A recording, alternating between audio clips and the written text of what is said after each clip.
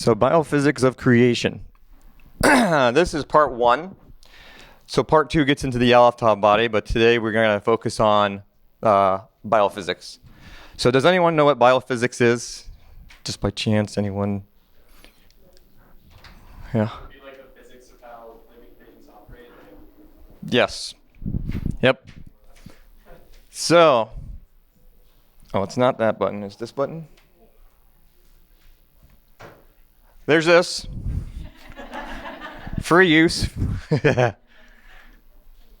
A little bit about me, of course. Everyone probably knows my name is Alphonzo Monzo III. I started out studying electrical engineering. Basically, I went to seminary and got sick. Kind of interesting how that works. But medicine didn't really have a whole lot for me, and they weren't helping. So because of my background, I was kind of interested in more natural medicine. So I went that avenue, and it probably took about a year, but I was basically back to normal. And I didn't have to have my large intestine cut out and thrown away like they wanted to do. And because of that, my background, I wanted to study more on the electromagnetic systems of the body because my background was electrical engineering. So I started doing that. And then I still got my Master's of Divinity, and I went to medical school and got my pre-med, and then went and got my naturopathic. So I'm a naturopathic doctor. And then in about 2009 is when I learned more about Torah. And I started making a connection between systems that I have learned in the past and how they relate to the Hebrew alphabet. So we're going to get into that more tomorrow. But today we're going to kind of lay the foundation of all this. So my attempt is... Oh, no. Don't do that yet. Nope. To make a really, really complicated field as simple as I can. Okay? So this first one, there's 2 videos here. So this first one's going to be more on EMFs and the electromagnetic spectrum.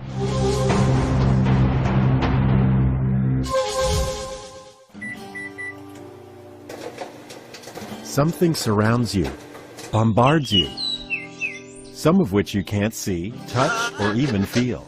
Every day, everywhere you go. It is odorless and tasteless, yet you use it and depend on it every hour of every day. Without it, the world you know could not exist. What is it?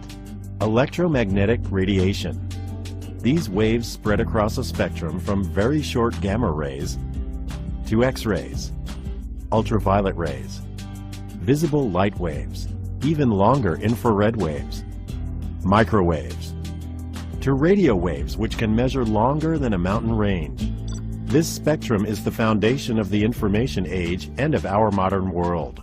Your radio, remote control, text message, television, microwave oven, even a doctor's X-ray, all depend on waves within the electromagnetic spectrum. Electromagnetic waves, or EM waves, are similar to ocean waves in that both are energy waves. They transmit energy. EM waves are produced by the vibration of charged particles and have electrical and magnetic properties. But unlike ocean waves that require water, EM waves travel through the vacuum of space at the constant speed of light. EM waves have crests and troughs like ocean waves. The distance between crests is the wavelength. While some EM wavelengths are very long and are measured in meters, many are tiny and are measured in billionths of a meter, nanometers. The number of these crests that pass a given point within 1 second is described as the frequency of the wave. One wave, or cycle, per second is called a hertz. Long EM waves, such as radio waves, have the lowest frequency and carry less energy. Adding energy increases the frequency of the wave and makes the wavelength shorter. Gamma rays are the shortest, highest energy waves in the spectrum. So, as you sit watching TV, Not only are there visible light waves from the TV striking your eyes, but also radio waves transmitting from a nearby station, and microwaves carrying cell phone calls and text messages, and waves from your neighbor's Wi-Fi, and GPS units in the cars driving by. There is a chaos of waves from all across the spectrum passing through your room right now. With all these waves around you, how can you possibly watch your TV show? Similar to tuning a radio to a specific radio station, our eyes are tuned to a specific region of the EM spectrum and can detect energy with wavelengths from 400 to 700 nanometers, the visible light region of the spectrum. Objects appear to have color because EM waves interact with their molecules. Some wavelengths in the visible spectrum are reflected, and other wavelengths are absorbed. This leaf looks green because EM waves interact with the chlorophyll molecules. Waves between 492 and 577 nanometers in length are reflected, and our eye interprets this as the leaf being green. Our eyes see the leaf as green, but cannot tell us anything about how the leaf reflects ultraviolet, microwave, or infrared waves.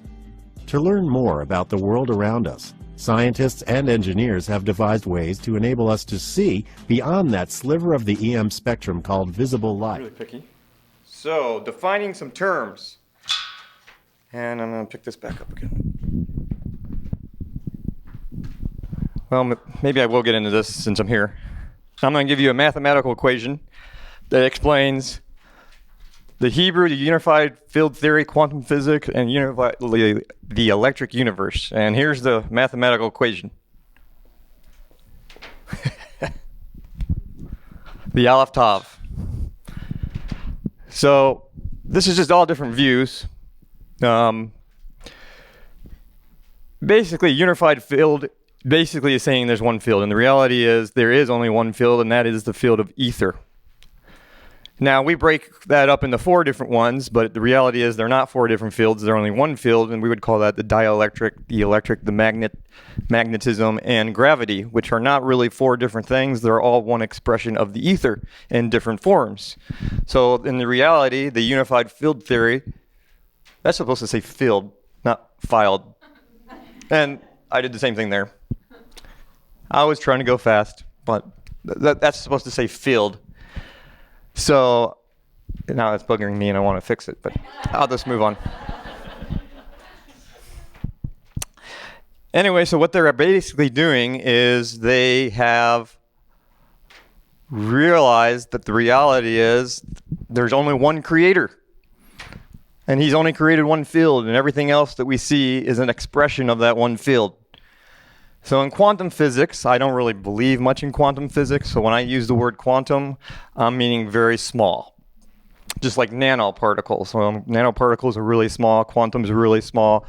There's really no such thing as quantum physics because quantum physics is just observing principles of the invisible creation, and they really can't quantify really any of it because you can't even see it. So everyone knows that an atom, no one's ever seen an atom. So how can you tell me what makes up an atom if you've never seen an atom? You don't know. So the only thing they can do is observe principles of the invisible principles of the creation. They can observe them and they have some principles, but everything else is just made up. And when those principles become something we can actually see and measure, it's in the electromagnetic spectrum. And then you have the orders of matter or creation. There's actually 4 levels of matter. You got plasma, gas, liquid, solid. But of course, plasma is formed out of the ether. And the ether comes from the Aleph Tav, and the Aleph Tav comes from the source Yah. So of course, there's 7 layers of how you take something from the source and it becomes filtered through the spirit into the ether, into light, through the gas, liquid, and solid. So this is what we can observe, a little bit of ether. All the geniuses like Tesla and Heaviside, Steinmetz, Eric Dollard, all these men, somewhat of, what's the other guy? Magnetism, Maxwell. They all believed that there was an ether. They all say it. Only Einstein, who just drew numbers, didn't believe in the ether, but they all believe that there's an ether, and the ether forms everything else. And now what's really interesting is if you get into Genesis 2, where he says, and Yah created light, or said, let there be light, and there was light, the word is or. The crazy thing is, you need to get used to doing, the Hebrew is, and sorry, I like using paleo, Aleph, Vav, Resh. So if we were going to do that in modern form, or. Now the problem is most people look things up in the Strong's, which is pathetic because Strong's really doesn't tell you anything. But if you look it up in an etymological dictionary like Klein's, it's going to give you a different definition. It's going to say that it's air, ventilation, order, fire, enlighten, or to light. I don't know about you, but that doesn't sound like the light that I'm familiar with. That sounds a lot like ether. And there's different Hebrew words for light, like menorah, which actually means light that comes off of an object, so a candle or a lamp. So whatever this word or is not the type of light that we typically think of it. It is light, but it's much more than just light. And ether does eventually become light. This gets really crazy. But basically when the ether comes into inertia, it forms the dielectric. And there's two modalities of ether, dielectric and magnetism. That's it. Everything else is an expression of those two things. So when you take the dielectric and the magnetism and mix it together, you have electromagnetic. When it loses its electric property, then it's just a really strong magnet. All right, so the ether, when you have loss of inertia, becomes dielectric. And what happens is as that continues, the dielectric, upon acceleration, basically creates a longitudinal dielectric pulse, which is magnetism. And that's the expression of the loss of ether is the expression of something becoming more and more dense. So there really is no such thing as magnetism. Magnetism is the expression of how the ether is losing inertia and becoming more dense, and therefore it becomes solid and false because it's not as light as light. So that's the expression of magnetism in a way, kind of more simplified. But they're all expressions of the same thing, ether, or we could say eventually electromagnetism. So getting into that, the electromagnetic spectrum, everything's made up of this. And defining more words, we should define the word radiation and frequency. In our language in America here, we just throw around these words and we really don't know meanings. And we say everything has a frequency. Well, that's true and false. Frequency is a measurement. So yes, technically everything has a frequency, but that's not technically correct. Everything is energy, yes. But in Europe, they're going to use the word radiation, and it means the same thing as energy that we use here. So in Europe, when they're talking radiation, you don't think of radiation just as you're going to get turned into the Incredible Hulk because, you got mutated. No, radiation is anything on the electromagnetic spectrum. It's interchangeable for the word energy. And frequency is just a measurement of cycles per second. So a frequency really isn't a thing, it's a measurement of a thing. Does that make sense? What did I do with it?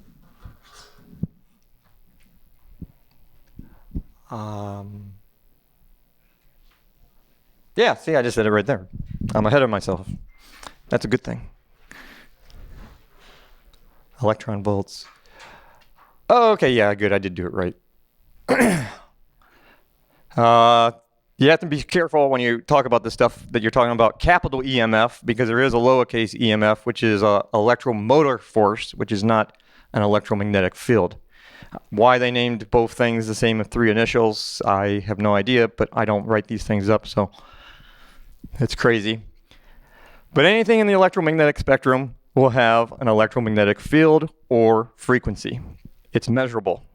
Now, some things we actually measure as frequency and some things we measure as wavelength. Usually, if you get into sounds, we're measuring in frequency. If you get into colors, we're measuring in wavelength. But they're both a measurement of something in the electromagnetic spectrum. So anything that has a motor, a battery, moving parts, runs on an AC current. And of course, Nikola Tesla invented AC current. And that current will then produce an electromagnetic field around it, which could be measured in frequency,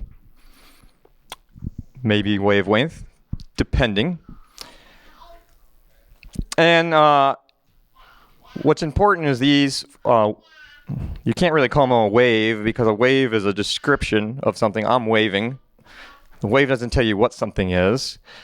So they throw these words around loosely, but it's going to carry information on that vibration, to put it more correctly.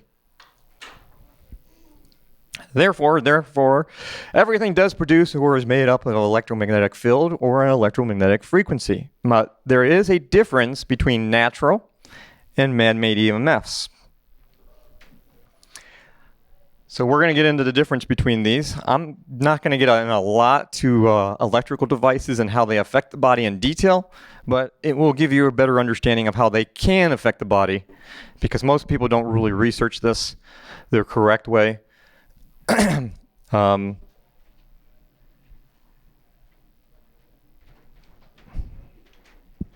not there. Sorry. You can't read that well, but in the electromagnetic spectrum, there's a division between ionizing radiation and non-ionizing radiation.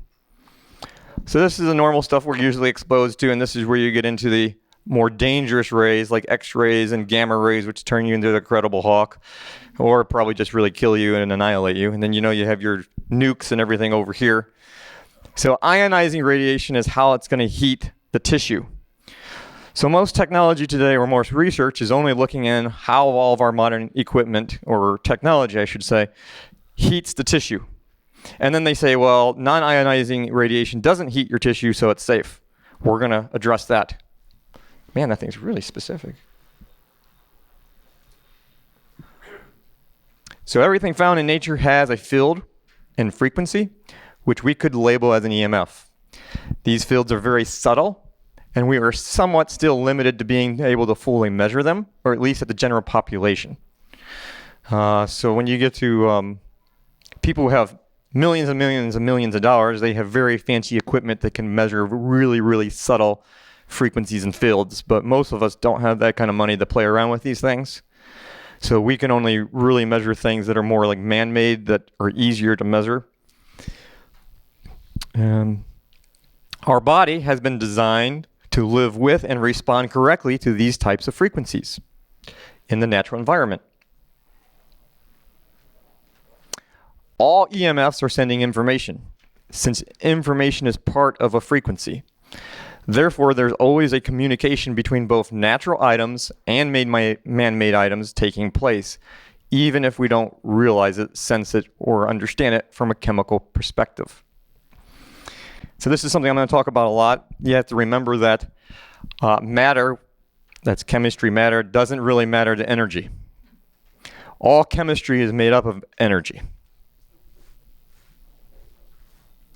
Man, you are picky. Natural EMFs produce proper communication with our body, and that's called in-phase coherence. Man-made EMFs produce out-of-phase incoherence, which means your body's ability to communicate properly is messed up. So man-made EMFs can be measured easily by the general population. All you need is a tri-field meter, and you can measure the EMFs of man-made technology. Yeah. Natural chemicals versus synthetic chemicals. So this is another thing to really think about that is a dilemma for a lot of people, and that is On a chemical level, they can synthetically create a substance. Let's say vitamin C. So let's say this was an orange plant, and we took the orange and they took the vitamin C out of the orange and they analyzed it on a chemical level, and they can see, okay, this is vitamin C, and then they synthesize and they make synthetic vitamin C. Well, the thing that most people don't realize is, from a chemical perspective, it looks identical to real vitamin C. However, if you can look at the energy field of the vitamin C, it won't look like this nice perfect plant. It will look all distorted because, yeah, it's out of phase and it doesn't have the same information that created it. So your body cannot actually use it. It doesn't know what to do with it because it wasn't designed to be ran off of that synthetic chemical. If you think this is crazy, this is cyclotronic resonance. So this is something that was proven probably back in, 80s.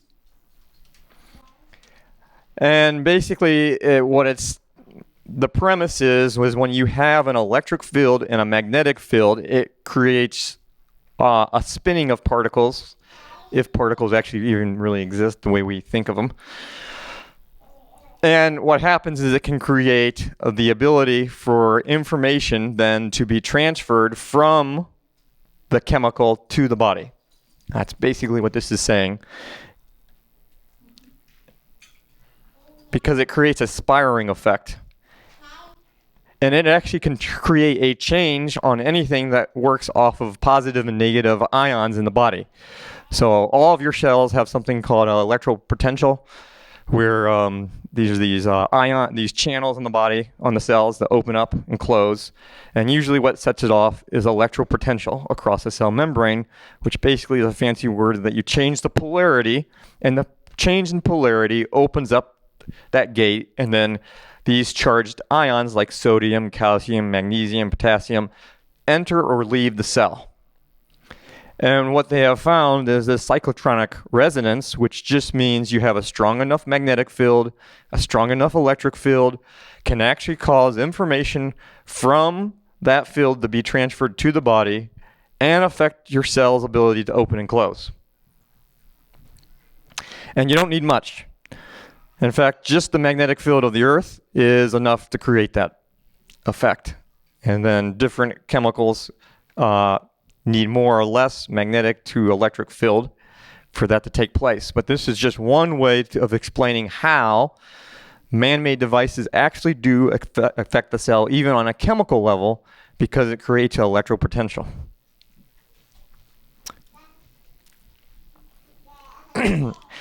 And I have another teaching sometimes I do called the electromagnetic man, and in there I get more into all the research that has been done over centuries to explain how man-made EMFs affect the body.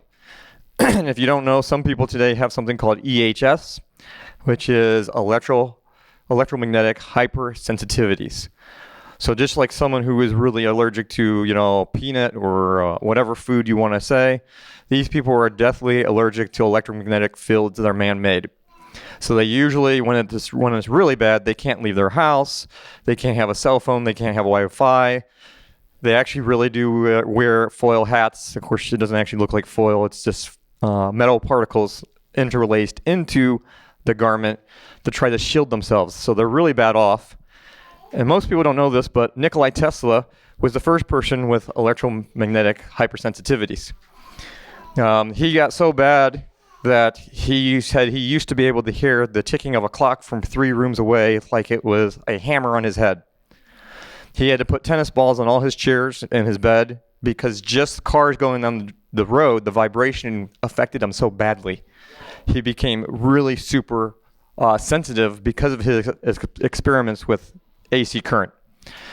That's one of the things no one wants to talk about. They want to talk about free energy, but they don't want to talk about what he actually did to himself and what we're doing to ourselves, and who gave him all this knowledge. Because someone was speaking to him, because I don't know if you knew this about Nikola Tesla, but he never actually sat down and wrote anything out. If you read all his writings, he basically just told you the idea popped into his head and he could see it and then he built it. And it's like, that's weird. Where did that thought come from? Exactly.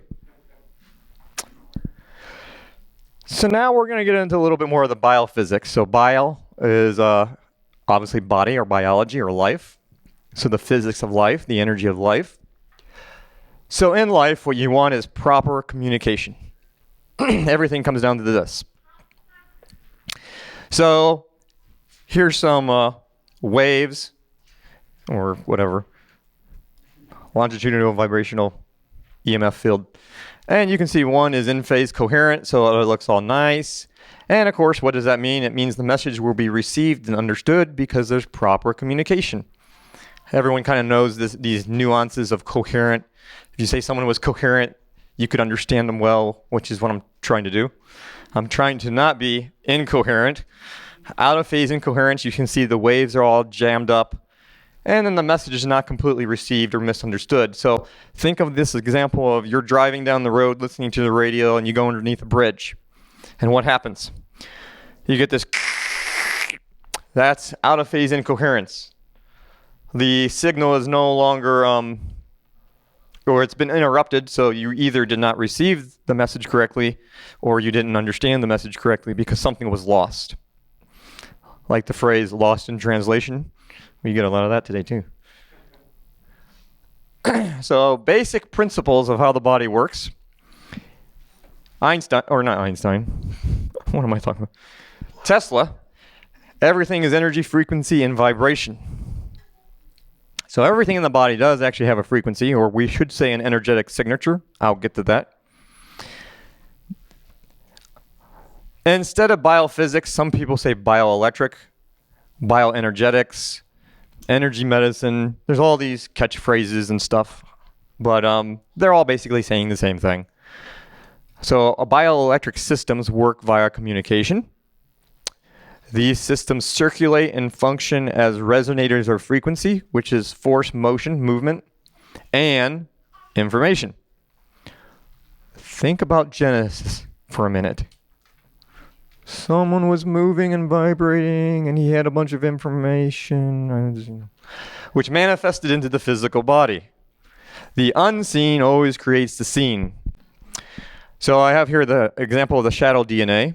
And shadow DNA is something a lot of the physicists have found, which is, I'm not going to call it a hologram. I don't know what other word to say, but you can see a chemical DNA structure. However, they also found that along with that is an exact representation in an electromagnetic field. That's not chemistry, but it looks just like the DNA, but it's energetic. And that's where the real information comes from. The subtle energy systems do not like to be stimulated, meaning forced stimulation. They prefer proper resonation. And I'll get into more of that here in a minute. So this is an interesting chart. But basically what we're going to explain here is that there are different types of energy in the body. Okay? And tomorrow I'm going to get more into counterfeits and New Age and what they've done to all this. But most of these pathways have actually existed. And I don't know if it's today or tomorrow, but I get into how they've actually been measured throughout time. But all energy systems are actually connected. We continue to discover more. But basically all they are different levels of manifestation, from pure energy being spiritual into the physical solids or the body, just like what I was explaining here. So basically all these people are saying the same thing, but because of their belief system, they don't know they're actually just identifying one creator and one fingerprint throughout all of this stuff. And that's all they're really figuring out is, oh, there's one fingerprint on everything. Oh, I wonder who that is. Tesla, if you want to find the secrets of the universe, think in the terms of energy, frequency, and vibration, not matter.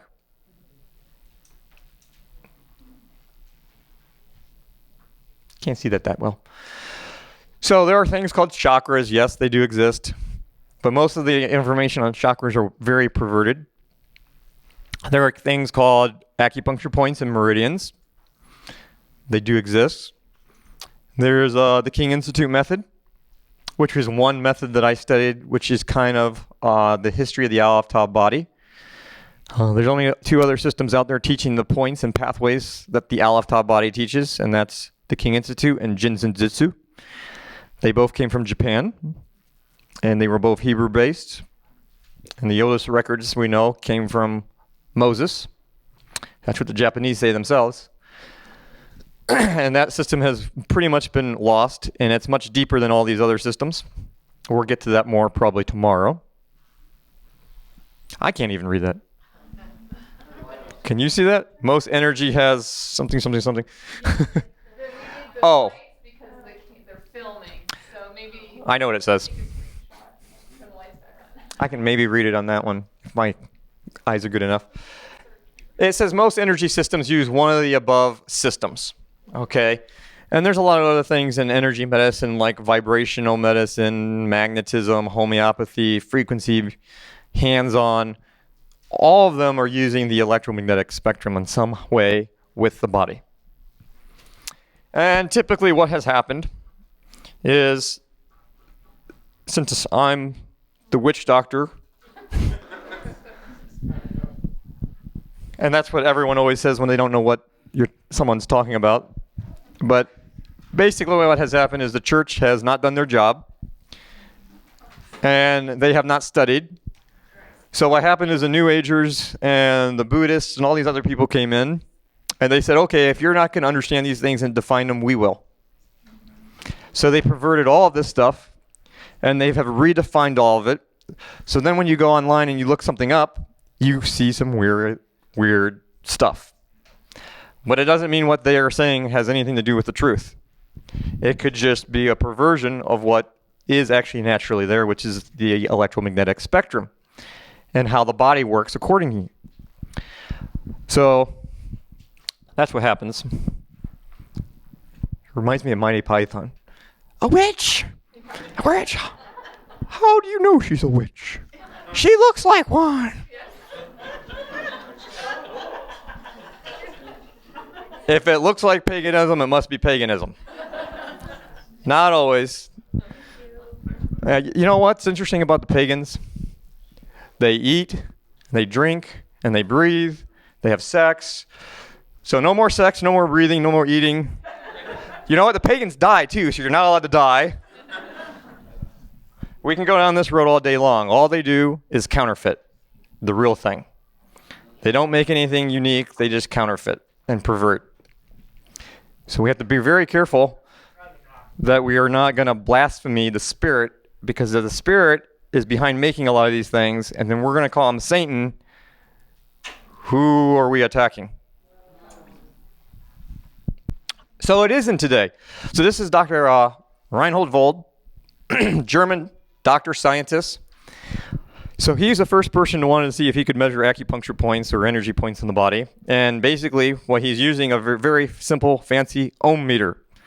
Just like in electrical engineering, an ohm meter is something where you can measure, well, it's a generic word, but usually a meter is a meter that you can use to measure voltage, current, and resistance. So basically what he was doing is measuring the resistance at acupuncture points. And he found something really unique. Every time he measured an acupuncture point, there was 100 times more resistance than non-acupuncture points. Every time. And he went, there's something here. So then he teamed up with a French doctor. Oh, and this isn't correct anymore. I used to say 60 years, and that might have been almost 20 years ago now. So we're talking about almost 80 years ago. He proved these things, and still you don't hear it being taught in modern medicine. In fact, you've talked to most doctors that say, oh, these systems don't exist, and they're all New Age. Yep.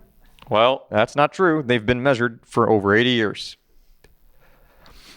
He also noticed that when he was testing people, and he had a reading, people kept doing something that created the reading to all of a sudden change.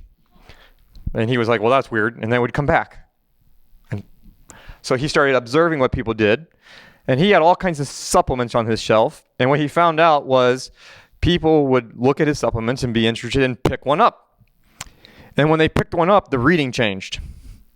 Because your body is always interacting with everything around it electromagnetically, whether you know it or not. As soon as you go to touch something, as soon as you get close to someone's body field, there's a communication. That's why we can sense things about people. Okay? What do you think animals do? Animals pick up on these things very easily. Okay? So as soon as you touch something, the information from that electromagnetic field is already communicating with your body. And your body is already going to know yes or no. Whether you know it or not, which is how a lie detector test works. We'll get into that maybe sometime. Hopefully. Someday. Here's the French guy. So what they did is they teamed up and they used radioactive isotopes. So anyone familiar with that? So this is where they use, most people are more familiar with digestive testing, where they make you drink the chalk-like substance and it's radioactive and it goes through your body.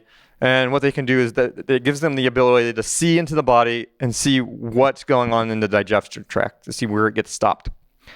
So they did something really great. They decided to inject people with radioactive isotopes into acupuncture points and non-points. And of course, when they injected them into the points, guess what? The energy moved along a pathway that we can't see with the naked eye. And when they injected them into non-points, they went nowhere. So all this talk about these points don't exist, they exist. So now you're left with a question. Who put them there? Yeah. That's right. Do you think the body works any different than the universe? Everything in the universe is electromagnetism. Doesn't matter if we call it the ether or the magnetic or dielectric or electric or gravity. It doesn't matter. It's all expressions of magnetism. And if you can change the fields of magnetism, you can change the weight and the gravity, which is why we've had people who built amazing things that we can't figure out how they built. And there's a recent one like, right, Coral Castle. How many people have seen Coral Castle? This wasn't that long ago. This guy built this whole coral castle. Was it out in Florida or somewhere? Yeah. When these coral stones, there are tons, thousands of tons of weight, and he moved them and placed them all by his own two hands. No one helped him. In fact, he moved the whole castle once. Yeah, 10 miles. No one knows how he does it or did it. Although what was left behind was some type of bicycle that was set up to electromagnetic circuit. So he was creating some type of EMF field that made the rocks light so he could move them. Because all you have to do is alter the EMFs and you alter gravity. In fact, we're going to talk more about that tomorrow on how the body's weight can actually change. There's also anatomical proof. Now, these slides are more from the Aleph-Tav points, which are much harder to measure. You can't really measure them with electrical meter because in explaining this, a lot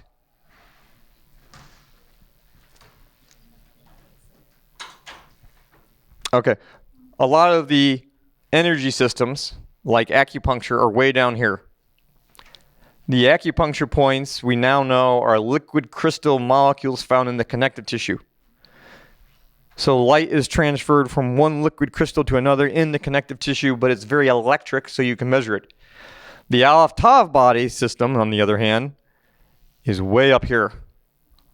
I would almost call it plasma energy, which is basically light traveling through other means.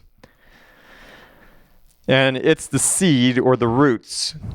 And then out of that system form all the other systems like the meridians and the acupuncture points and the chakras. Those are all downstream. But there is anatomical proof. Epidermis is the outer layer of skin, and the dermis is the inner layer of skin. And typically, the only problem with this is it's magnified at 100 times, which you need, but I would like to get another picture because typically these dermal papillae would look like this, or this is even one right here, probably a normal one. And they're going to be spread out from like maybe one here and one here, normally on the surface of the skin. However, the dead center of a point is here. And as you get closer to that point, interesting happens. And that is these get longer towards the surface of the skin, and they get closer together. Almost like there's a network of these papillae that become closer together and bigger and longer at a center of a point. And in these papillae, you have both capillaries for circulation, but a lot of nerve tissue wrappings. So they're highly tied into the nervous system. You actually do have the same thing with acupuncture points, but this is actually a different point. So for proper health, you need proper circulation and resonation, which means proper health and wellness. So you think of the systems as water flowing, almost like more like up here. You almost have like this plasma that carries light through the body, and it's not really liquid and it's not really a gas. It's more of a plasma, but the best way to illustrate it in terms that we can think of as a hose. And what happens is you get places in the body where it gets congested. And what does that create? Well, it creates two problems, two symptoms. On one side, you have a lack of energy flowing, not enough, weakened state. And on the other side, you have a buildup of pressure. And this causes incoherence, which then means information is not getting broadcast throughout the body. And if the chemistry doesn't get the information, the chemistry is not going to work right. So this gets into the structural organization of the body. Now, typically in the medical field or in an anatomy physiology book or any of these books, you're going to see what's here in the white, the little white box. And they're going to say that the deepest level is chemical. And the chemicals come together to form cells, and cells come together to form tissues, and tissues, organ systems, and then that's you. And the problem is that's all matter, what is seen and measurable. But that's the hardware of the body. And the reality is there's a whole nother level beyond that, which is the informational level of the body, which is electromagnetic communication. That's the body's software, and it's unseen. And then you have the Aleph Tav body, which is the Hebrew letters resonating correctly, giving all the information to the informational level, which then creates the physical body and keeps it animated and functioning and working. And the great thing about this perspective, if people can understand it, is it completely, again, does away with evolution nonsense. Because in evolution, you have to somehow have chemicals kind of bumping into each other and somehow forming a cell. But once you understand that the chemicals are made up from the informational level, which is not only information, but energy as in power, like a battery, then you realize someone all-powerful and all-knowing had to develop the software. Because the hardware only runs off of the software. There had to be a programmer. There had to be some intelligent design. It can't just be a bunch of things bumping into each other. It doesn't work. Good. So this is going to be a cool one. So this is going to be a presentation on how sound waves, which is part of the electromagnetic spectrum, can affect matter.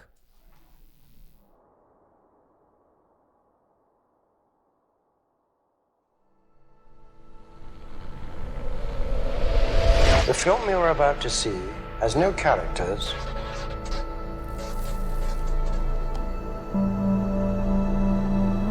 If you spare a little of your imagination, it is a film to describe to you the effect of cymatic frequencies on matter.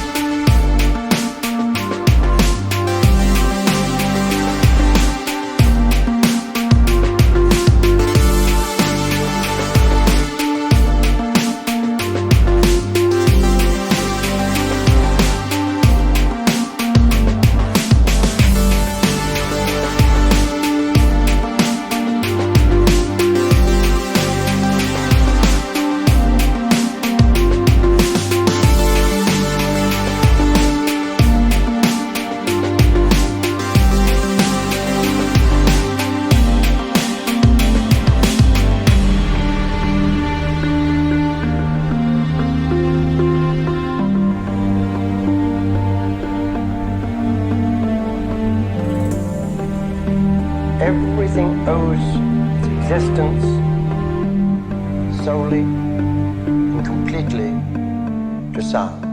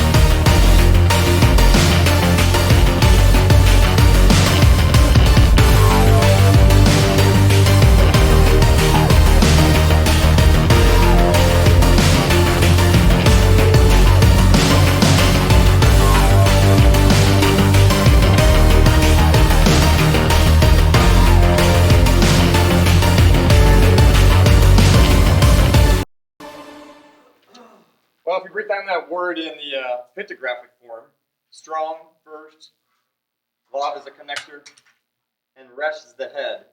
So, or the word they use for light in Genesis 2, which actually means all these things, means the strong connector or connection to the head.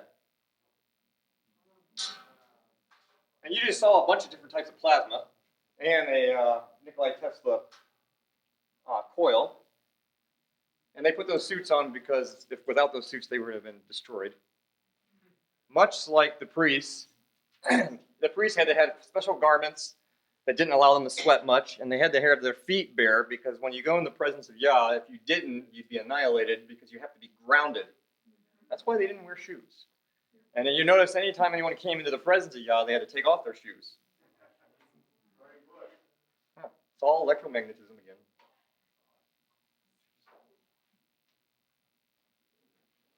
Okay, yeah, this is just explaining more. I think there's another screen that. So the Creator produces or provides the breath of life, light, force, movement, information, spirit, which basically creates the software of the body. And then the software of the body controls the physical aspect of the body. Okay, so matter doesn't matter to energy. It's all electromagnetic communication. This is how the body really works. The ultimate cause is the bioelectric communication. Now, we could call this the body's software. Now, once the body's software gets messed up, it creates a domino effect. And it can cause problems on the chemical level, the cellular level, and so forth. This is how all the man-made technology can affect the body, and things like scar tissue, toxins, injuries, emotions. Someone in this room talks a lot about the living stones and how we are living stones. And if you remember, we are also what? The living tabernacle, the temple. And there's certain part of the temple is an altar, and the altar was supposed to be made out of living stones, not huge stones. And one of the premises there, kind of hidden in plain sight, was you were not to mark or cut upon the living stones. And the same thing is true for our body. If we cut upon our body, we create scar tissue, and scar tissue messes up with the communication of these pathways. So there are different types of materials, but the Bible tells us that. He just didn't tell us why, but he just said don't do it. So it's all about, I kind of said that already. The question should always be, how far up do we go to find the true cause? And this kind of talks a little bit about the testing I do with the Quest 4. It's biofeedback, frequency testing. The problem is most of us get stuck in the chemistry world too much. So, and of course, all modern medicine, all they can do is address you on the chemical level because they don't believe anything exists beyond the chemical level. And it's easier to manipulate. Yeah. Phantom pain. I don't know if you can see these pictures, but this is a leaf with Carillion photography, that's what it's called, which is a way to see the energetic field of the leaf. And what happened here is the leaf was cut, and they took a picture, and as you can see, it's a little distorted, but the pattern is still there. Because energy cannot be created or destroyed, the law of conservation of energy. So even if you get rid of part of the physical body, the energetic system is still there, and that's what phantom pain is. You can cut a limb off and it doesn't matter. The energy systems through that limb still exist, and you can still feel pulses there even though the limb's not there. You can still get proper resonation because the limb's not there. And most likely they're having phantom pain because all pain is a signal telling your body that something in the body, energy, is not flowing and it's congested. Animals that can regenerate limbs, are they have a way that they're tapping into that field that's still there that allows them to regenerate that? Yes. And Dr. Becker did experiments with that in salamanders, and he used magnets and small current of DC electricity to regrow their limbs faster. Yeah. We're almost there, but not quite. And then, of course, you have the phantom DNA, which actually makes up the real DNA. And the phantom DNA is actually made up of the Aleph Tav body, or the Aleph Tav letters. We'll get into that tomorrow. I kind of already said this, frequencies are measured in cycles per second, but we should really call them energetic signatures, not frequencies, because an energetic signature of a substance is made up of hundreds of frequencies. And it's like an energetic fingerprint. So every substance has an energetic signature that makes it unique from every other substance, just like a fingerprint. So you can identify any substance by its energetic fingerprint. In fact, all of us have that too. Everybody has an energetic signature, which is an assortment of everything that we are. And that is recorded in your DNA, and it always goes with your DNA, no matter where your DNA is taken. So even if someone takes blood out of you and takes it across the other side of the world, if something is done to you, your blood reacts, because it's always tied to you wirelessly through the body energetic field. Yeah, in quantum physics, they call it quantum entanglement. Some people, Einstein called it spooky action at a distance because he didn't know anything. It's longitudinal waves like light. So if you think of a wave, a rope, and I do this, it's transverse. You notice it takes time for this wave to get from one side to the other side. A longitudinal would be if I picked up this and someone had the other side and I pushed them, it's instant. Longitudinal is always connected. Something happens here, it instantly affects something somewhere else. And your body's like that. So we really have to consider what a lot of people believe about donating organs and blood, because obviously your body doesn't accept donated organs. It tries to reject them. And I don't know if you've heard all the stories about how someone takes on all the characteristics of the person who gave the organ. That's because it's always connected.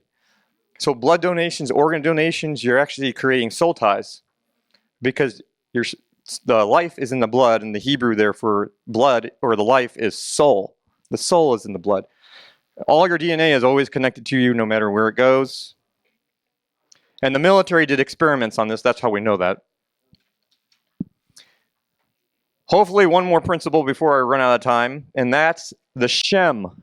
So in Hebrew, there's a word called Shem, and that means a name. Hashem means the name. But what is a name? I use this acronym, NICE. Names are nice. What does that stand for? The nature, the identity, the character, and the essence is what a name is. Names have nothing to do with how you pronounce them. The ancient Hebrew was pictographs. How do you pronounce a picture? No one knows how to pronounce anything in Hebrew, really, unless you have the actual recording. Think about this just for 1 second. Yah spoke the Hebrew language, so it's part of Yah. It came from Yah. We can't understand Yah because we're not him. So how do we think we know how to pronounce his name correctly when we're not him? You'd have to be as smart as him to know how to pronounce his name correctly, technically. There might be 1,000 ways to pronounce his name, and maybe none of them contradict. Now, we think, oh, that's impossible. Yeah, but we're in a different dimension. In another dimension, all those 1,000 ways of pronouncing his name might all still be part of the truth from different perspectives. We're not as smart as we think. But a name has to do with the nature, the identity, the character, and the essence. So there's two types of Jesus, isn't there? There's the pansy hippie Jesus running around talking about fake love. That's not the identity and character and essence of the true Jesus, Yeshua, who kept the Torah and died. And think about it. He actually didn't live for us. He died for us. Because he is the Word made flesh. Therefore, living, he had to be naturally perfect because he is perfect. He is the Word. So he didn't live for us. That's why we have to still live how he told us to live. He died for us. There's a difference. Oh. Congratulations, we made it. This is part 2.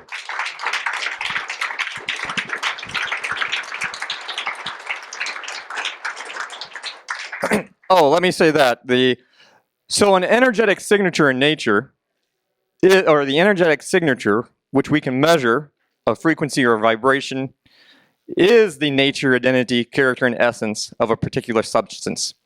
Because the language of physics is math and numbers.